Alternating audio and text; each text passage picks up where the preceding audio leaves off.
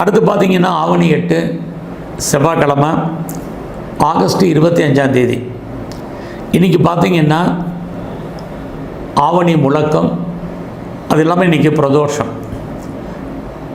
நமக்கு ஆவணி முழக்கம்னா என்னன்னு தெரியணும்.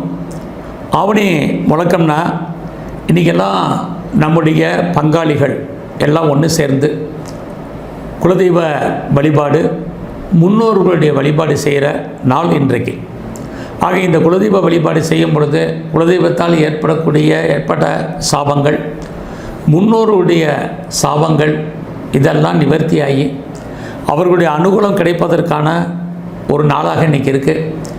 இந்த நாளில் ஏன் ஆவணி முழக்கம் பண்ணணும் அப்படின்னா, நம்முடைய வம்சங்கள் விருத்தியாவதற்கும் சகல விதமான சம்பத்துகளும் முன்னோர்களாலேயும் குலதெய்வத்தாலையும் நமக்கு கிடைப்பதற்காகவும் இன்றைக்கி இந்த ஆவணி முழக்கத்தில் நாம் வழிபாடு பண்ணுறது. அடுத்தபடியாக இன்றைக்கு பிரதோஷம் உங்களுக்கெல்லாம் தெரியும். இன்றைக்கு நந்தியம் பெருமானையும் சிவபெருமானையும் எங்கெல்லாம் சிவாலயங்கள் இருக்கோ அங்கெல்லாம் சென்று வழிபாடு பண்ணக்கூடிய நாள்.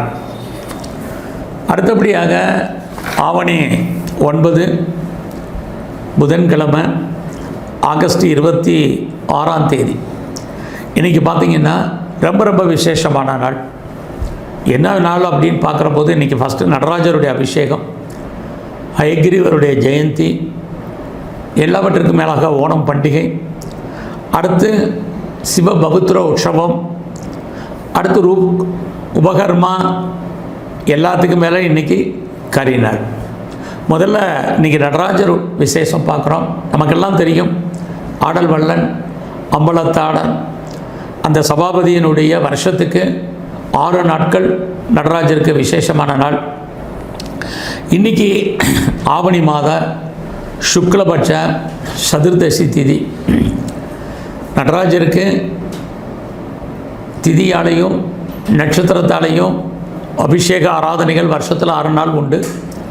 இன்றைக்கி ஆவணி மாதம்